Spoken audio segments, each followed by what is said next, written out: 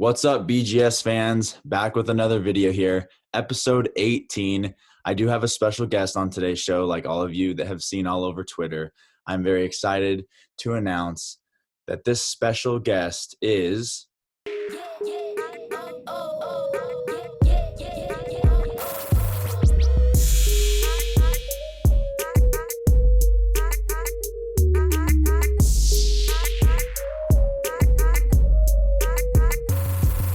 Trey Tiffany. Trey, welcome on. What's going on, guys? Glad to be here with Kobe. Guys, as you can tell, we're back on the couch where it all started. Probably texting Trey about Big Guy Sports. Yeah, he was the first one to start this with me. He's still pursuing his Division I baseball dreams, which is great, along with Lancers. But this is who I met with this weekend, and I was really excited to announce that he's back, guys. Glad to be here, back on the couch. Good memories are made. Barking is going everywhere. I mean, and as it should, guys. This isn't going to be the most highly quality video. We're throwing this together right before Trey leaves to go back to Virginia. He's got a 42-hour road trip ahead of him, so wish him the best of luck. Let's probably get both of us in this shot real quick. But guys, episode 18, let's rock. So, Trey, we always do fantasy together. You know, I have, I think it's 22 leagues right now, not including redraft. You want to tell the fans how many leagues you're in? In dynasty leagues, I think I'm right close to 30 dynasty leagues, and most of all of them have been started this summer, these past couple months, just doing multiple drafts at a time, but I have started to slow down and settle at 30. So we'll see how that goes and see how many leagues are going to go downhill. Some are going to work out. Some are probably not going to, but. Are you happy with the 30 leagues that you're in? I feel good about the 30 leagues. The Cam Akers and Michael Thomas injuries really screwed me because I either had one of those guys in, I would say, about 20 leagues. I would have a Cam Akers or I would have a Michael Thomas. So right off the rip in the dynasty leagues, having one of those guys out. Michael Thomas probably won't be out the whole year, but it does suck having that happen. And then the Rashad Bateman injuries, I have him in about 12 leagues. So not the best start for injuries in all my dynasty leagues, but they're dynasty, so injuries, it's not the end of the world. Right. And that's what the people don't understand is we all love fantasy so much. Trey has been a fiend this offseason to draft anything and everything, even had a couple auction drafts. Those went very south for me. Trey, he had a couple good ones that I saw. But I don't know how you're going to manage them this year. Do you think you're going to be able to manage all those things and do well? Yeah, you just got to be active on the waivers when the new week comes and then just prioritize, I would say, about 30 minutes, an hour. Just go through, look at your team, look through the other teams and see if you need to make trades. But it is a lot of work. I don't recommend doing that if you don't have the time to. Just prioritize the leagues and make sure you dedicate as much time to each of them as the other ones, and not do the redraft with your buddies more than you would the dynasty leagues with people you don't know. Right. And I also just wanted to shout out all my boys like Dawson Baker and Chris Cook. We got two other people in our chat.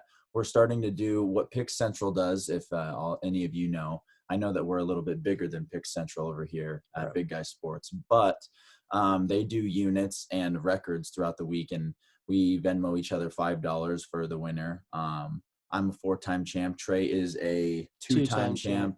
Dawson King Baker is a 4-time champion. Cookie has yet to find his, but he's a big fan of the show. Cookie, we love you, and hopefully soon you'll be able to profit.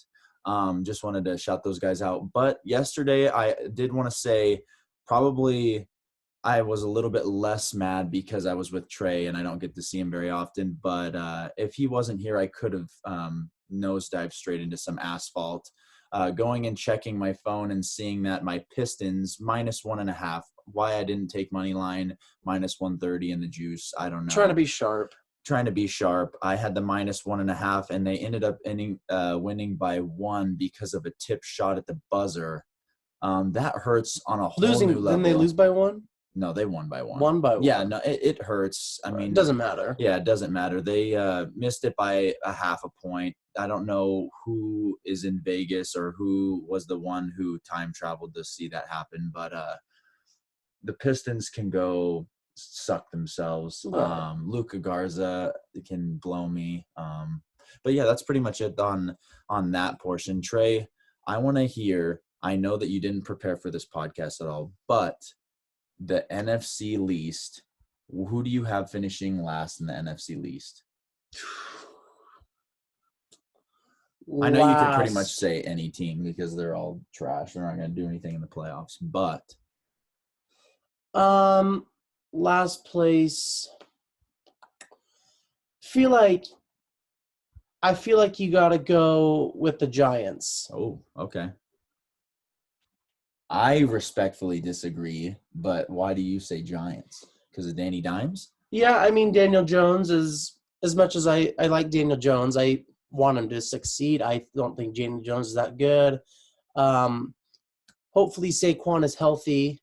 They do have weapons, Kenny Golladay, Kadarius Toney,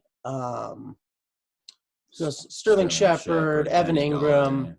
Kenny Golladay. Yeah, I said Kenny Golladay. Did you? Yeah, that was my first one. Right, and I have to. Yeah, you had to. I would say the Giants. The Redskins, I mean, just made the playoffs, so I wouldn't write them out. We've seen them do it. Got Ryan Fitzpatrick, which is an upgrade. Cowboys, you always got to think they're going to do something, even though they probably won't. I really like Dak. Hopefully Dak's healthy, and if Dak's healthy, I think they got to win at least like 9-10 games. You'd think. You would hope. They don't. They might not. They probably won't, but you'd think. And then the Eagles, I'm not the biggest Hurts fan. It honestly could be the Eagles. I'm not the biggest Hurts fan. I really like Devontae Smith. O-line's a little shaky. Defense is shaky. The cornerback the secondary situation is bad. People really overvalue Darius Slay. Yeah.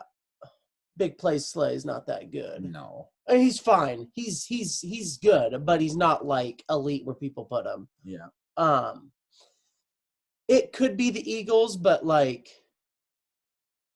it's probably between the Eagles and the Giants, I feel like.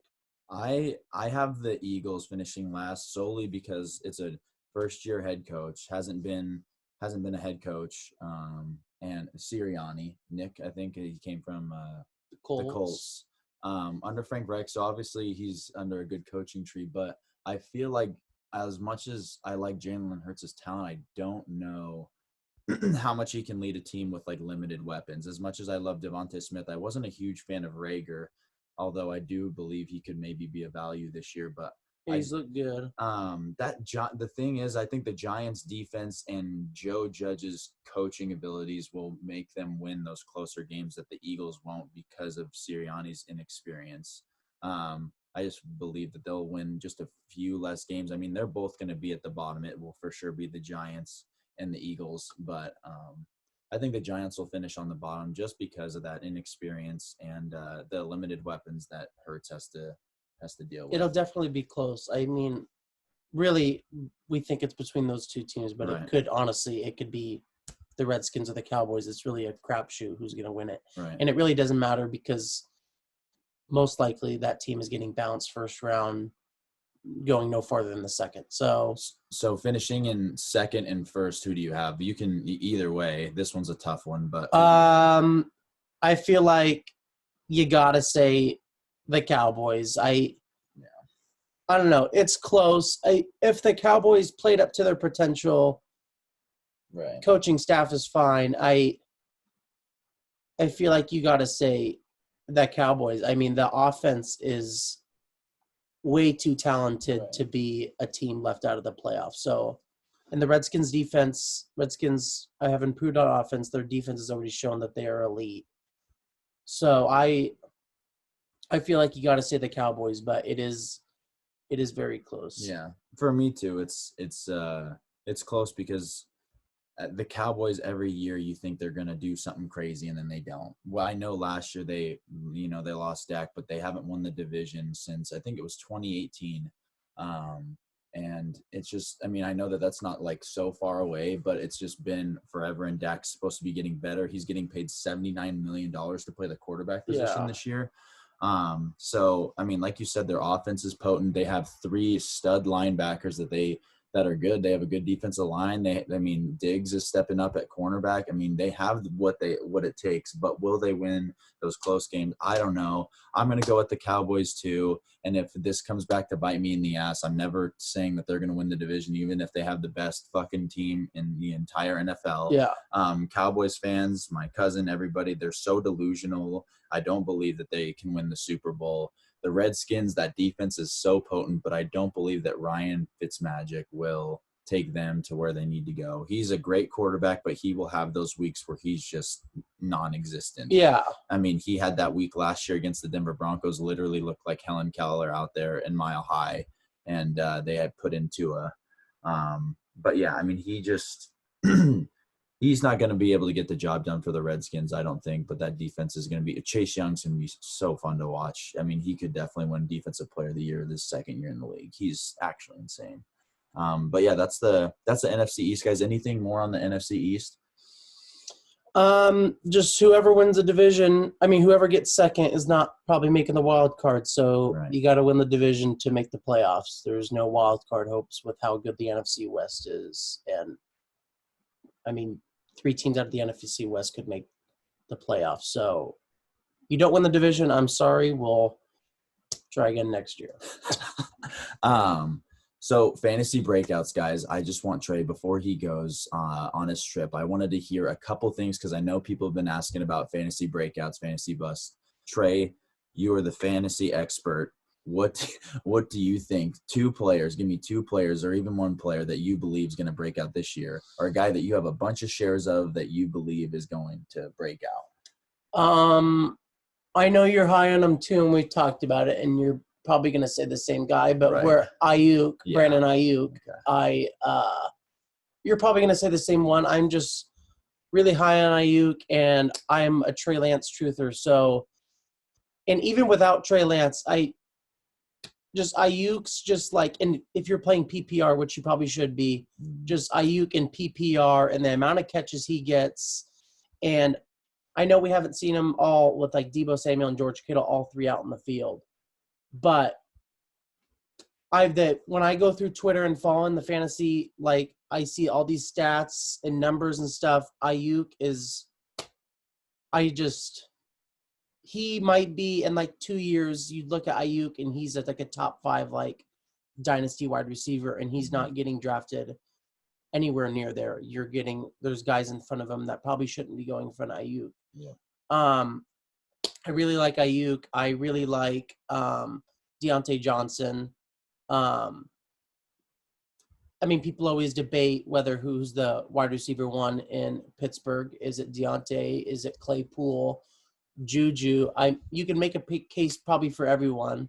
But also Deontay's like catchability, the amount of targets he gets from Big Ben is actually insane. 144. Yeah, I mean, and if you're already seen in their 2 preseason games that Deontay is getting targets just at a crazy amount, at a crazy rate. So, and he does not the best, maybe like he will have some drops here and there, but in my opinion, drops are a little overrated when you're getting targeted that much at that high of a rate. So I really like Deontay. I really like Ayuk. Maybe a couple rookies to throw in there. I really like Bateman.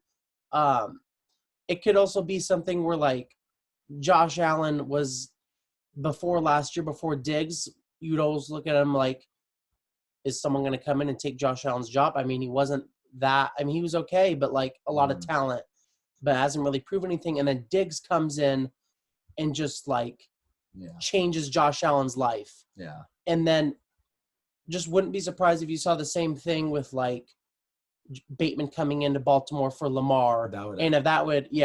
If he can just open up Lamar. I mean, Lamar's had Hollywood Brown with like a broken foot or whatever. That's been his best option he's ever had. Yeah. So, I mean, it's Hollywood, and then they got Sammy Watkins. So thank God they drafted.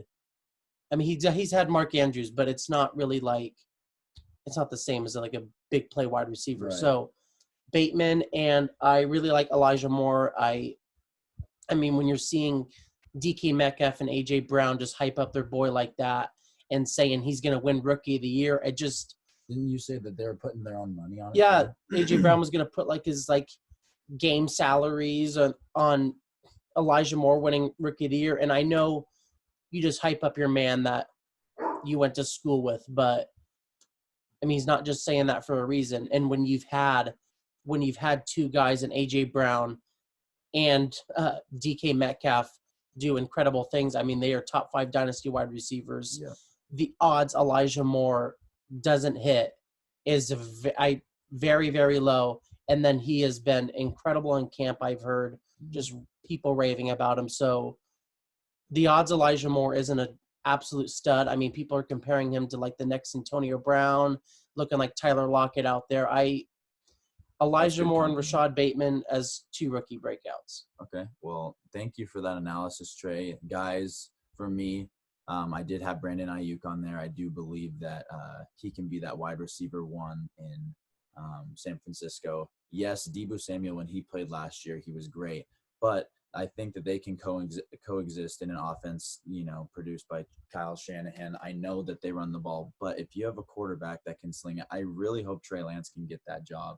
But Garoppolo has looked good in camp, throwing to Ayuk too. So to me, it really doesn't matter. I don't believe it affects his fantasy value either way. I would like, a guy that can throw a long bomb as beautiful as Trey Lance throwing to Ayuk. But one other guy, homer pick, but something I truly believe in, and I know Trey, as long as a lot of other people believe this, Jerry Jeudy is going to have a massive year for the Broncos. He had 1 catch, I think it was for 37 yards in our first preseason game. He only played the first 2 series, and he was bounced because PS2 had a pick 6 on our way to the wedding. But yeah, Jerry, guys, he is going to be open all the time.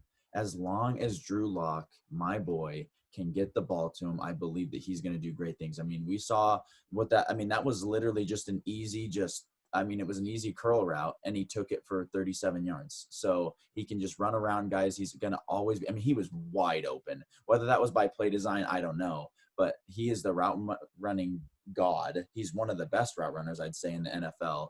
And he's just been tearing it up in camp against a defense that I think is going to be very potent. Again, I'm a Broncos fan, so I'm just hoping so. But, when you're going up against guys like Justin Simmons, PS2, guys like that in practice every single day, I believe that he's going to absolutely break out in an amazing way this year. Hopefully he fixes the drops like he says he is, because it doesn't matter if you're wide open. If you can't catch the damn ball, then you're not going to break out. So Jerry Jeudy is one of my breakouts, and I think that's pretty much it for me on the breakout side. I'm going to save a little bit for when me and Mitch come on. Trey needs to get back on the road. Guys, he is headed to Cheyenne, Wyoming. About 10 hours today. So we need to get him on the road. But I just wanted you guys to be able to hear from him again. I had to pay him a whole lot of money to be here. I gave him all the money I wanted to Layla when I went and visited him. Guys, Trey, Tiffany, anything else before you want to go? I just can't wait to be back on the podcast. This has been a good honor. I used to come on here before, been through some things, so it's great to be back. Hopefully one day I can be a regular again, and that's it. Love it. Yeah. Well, guys, that is episode 18 with Trey, Tiffany. If you guys please don't forget to hit the subscribe button. I need likes. I need comments on what kind of content you guys want from us. NFL season is right around the corner. Crumble Cookie is just right there on the sponsorship, guys. Please like, comment, subscribe. This is Trey, Tiffany. I'm Kobe Roberts, and we'll see you all in the next one. Yeah.